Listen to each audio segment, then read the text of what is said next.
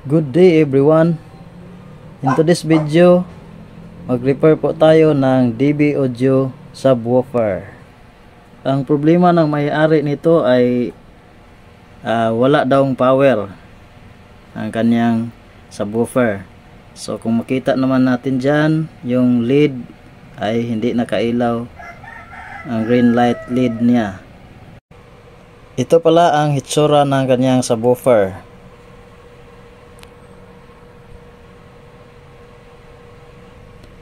Dito sa back panel, dito natin makikita ang kanyang power switch, power cord, at saka audio input and output, at saka ito yung specification niya. So ang output nito ay 10 plus 5 watts times 2, 6 ohms by 4 by 2 ohms ang impedance. Pinakauna nating i-check dito ay ang kanyang power cord. Ito, no? So check natin kung may AC ba nakapunta doon sa kanyang circuit board. So check natin ang continuity nito. At para ma-access natin ang mainboard, kailangan nating i-open ang back panel na ito. Para naman ma-open natin ang back panel na ito, gamit lang tayo nitong ating Inco na portable drill. So tanggalin natin ang kanyang mga screw.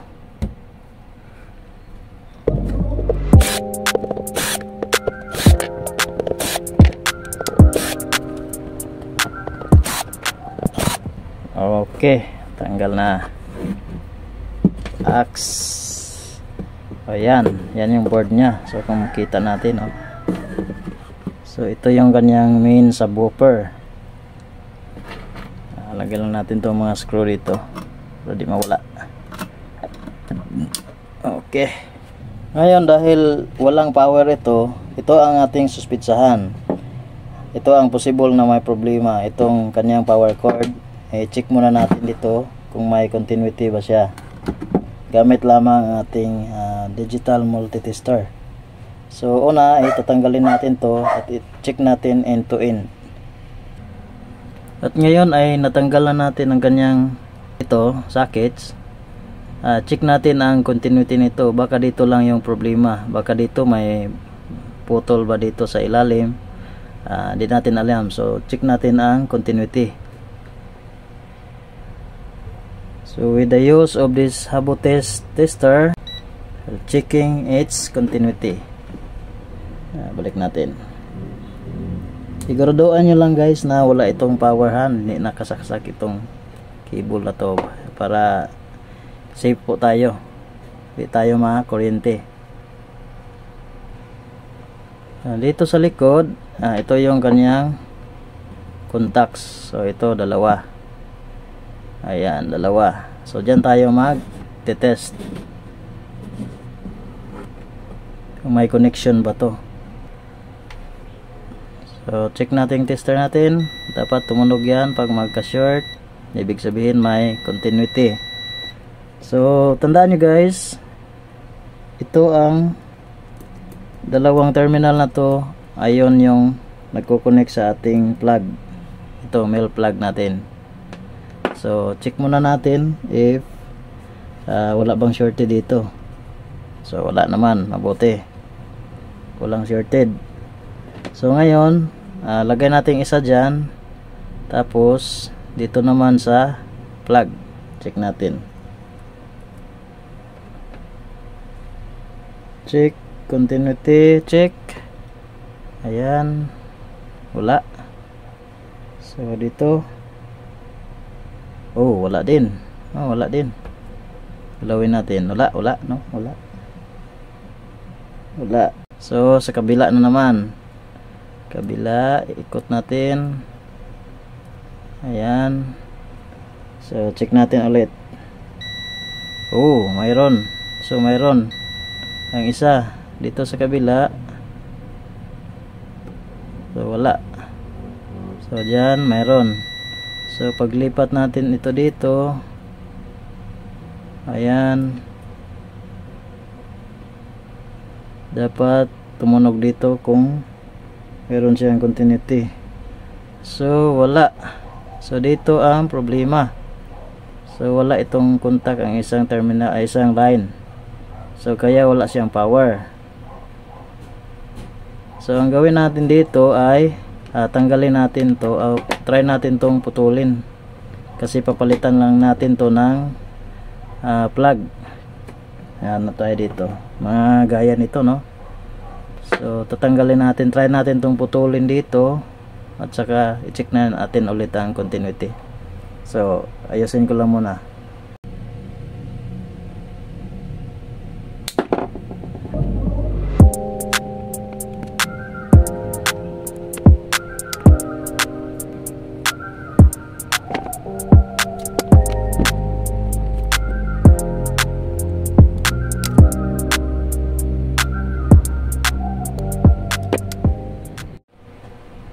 So ngayon natanggal ko na itong kanyang plug.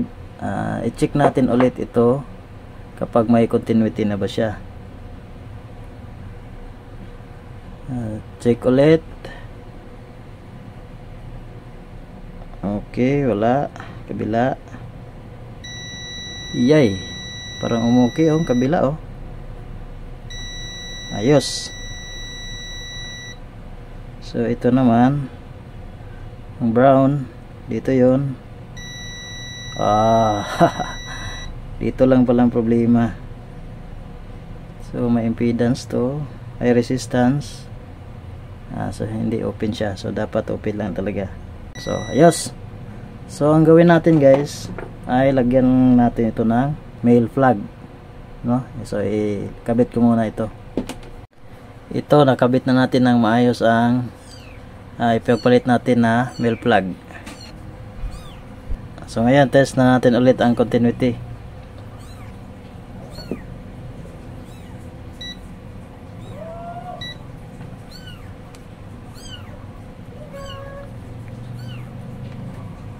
Okay. Wow, dyan wala. Sa kabila. Update lang.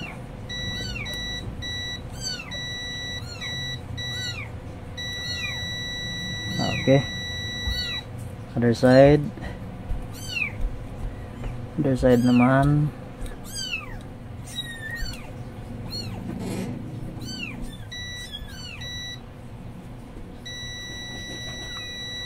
Ayos. Again.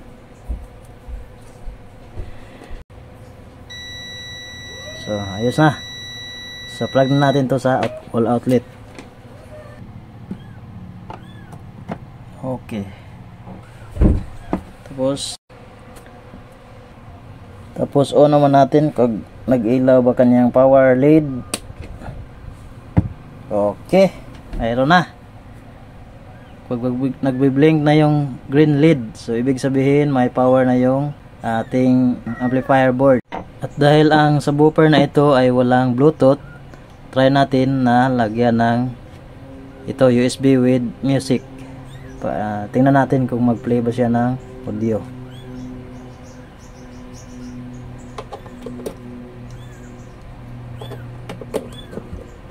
Okay, wait lang natin para nag-stop yung mayroon mayroon, ngunit mahina.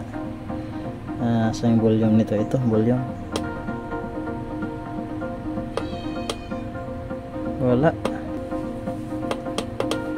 walang volume. Try natin magpalit ng input. Walang reaction ang kanyang volume, no?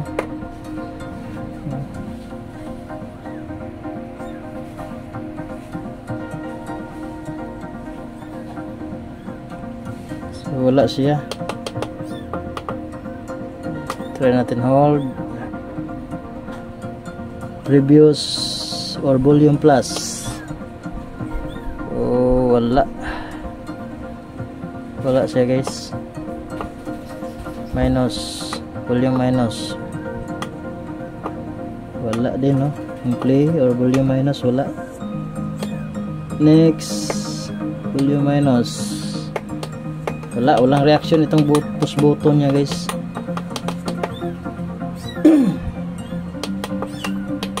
So i-check natin to. Check natin kanyang, baka may board dito sa likod. So baka may problema. So ibig sabihin nag-play kanyang micro USB. Bakit hindi gumana itong mga push buttons? So baklasin natin ang likod. Ngayon tatanggalin natin tong front panel ng ating subwoofer. So tandahan lang, ganyan lang pagtanggal nito. Bunutin mo lang siya. Okay. So ito. Makita natin may mga cable siya rito na nakakonect. Mayroon pa palang board dito. So i-check natin kanya mga push button kung bakit siya walang contact. Check natin yung continuity din. Press natin ang button. So tanggalin muna natin to sa kanyang kuan. Tanggalin muna natin ang board.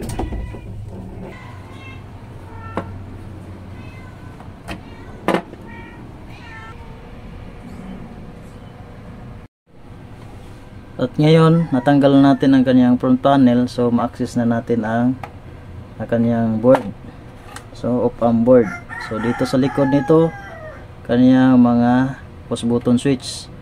So input, play or pause, previous volume plus, and next volume minus. So dito naman sa kabila, ito yung volume minus, itong volume plus, at ito yung play or pause. Tapos ito yung input, no? Input USB bar ngayon, SD card or auxiliary. So try natin check ang may contact ba ito pag i-click natin. I-check natin pag i-click natin ganyan, may contact ba siya. So unahin natin ang ito, volume plus. So pangalawa. So dito pangalawa. 1, 2. So nilagyan ko lang ng marker, no? Volume plus. So diyan natin i-try kung may volume ba siya.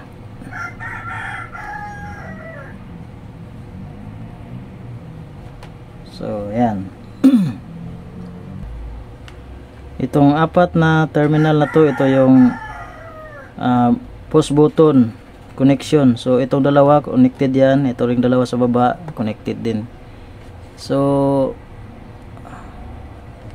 ang gawin natin ay i-press ko yung push button sa likod at i-connect, check natin pag may continuity ba siya.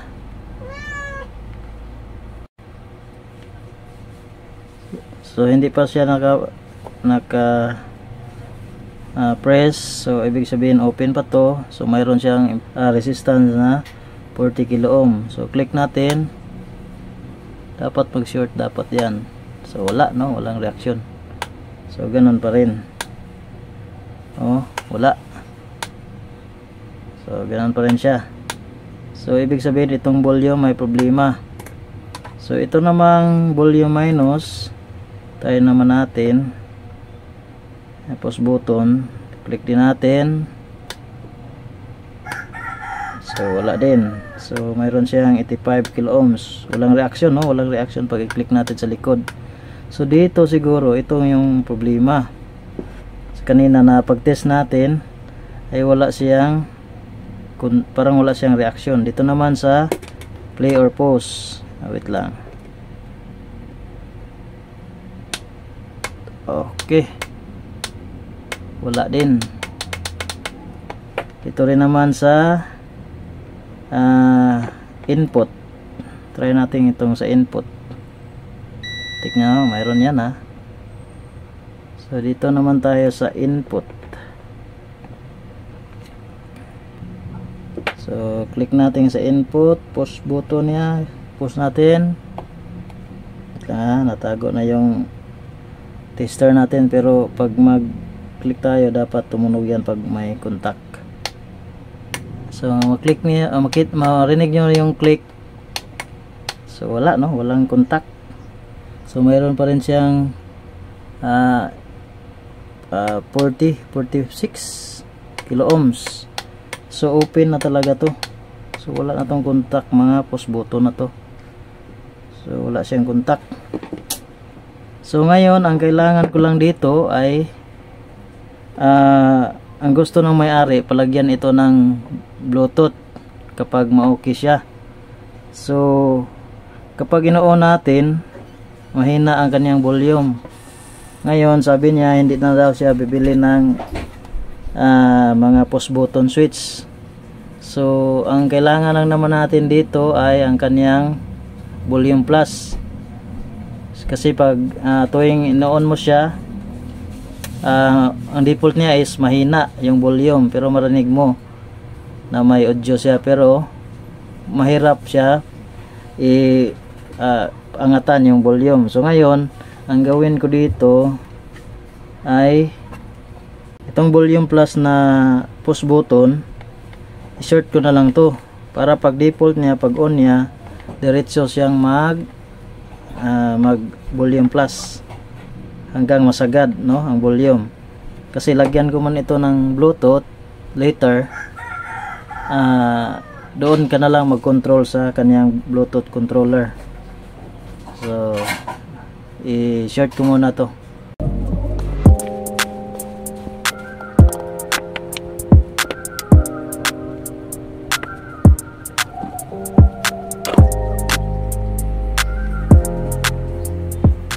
So okay, yan na siya, no?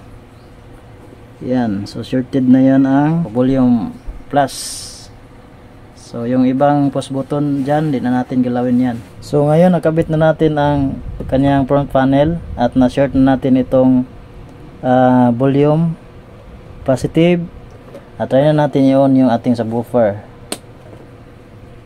Okay, gumana, nag-ilaw yung power lead. Insert natin ang USB.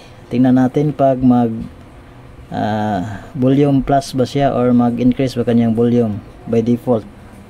So nag steady ang LED, ibig sabihin nag read yan ang USB. Ayan, tumunog. So malakas siya, kaso wala na tayong munang control dito. So pag sabihin ng may-ari na palitan na lang ng push button, yan pa yun. So ayos na. So ayos na yung pagre-repair natin ng kanyang DB audio na subwoofer. So ngayon testing na tayo. So i-check natin ang kanyang auxiliary sa likod kapag mayroon bang signal na makapasok, at saka itong USB port nya. So yan, dito naglagay tayo ng RCA sa audio input, at saka itong sa ilalim, yun yung sa audio output, yung sa mid-range at saka high. So ito yung ating phone, tugtog tayo ng music. Okay, so check natin yung music. Ayan, so try natin i-on. Power on. Okay, tumunog siya, no? At agad-agad na lumalakas yung sounds. So no need na natin na mag-press pa ng push button na to para lumakas ang sounds, yung volume positive. So try natin, subukan natin na lakasan pa siya. So dito na sa phone, yun natin i-control. Okay,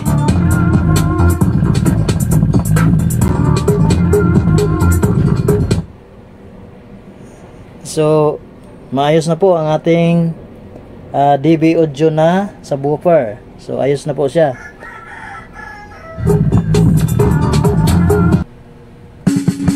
Good, ayos.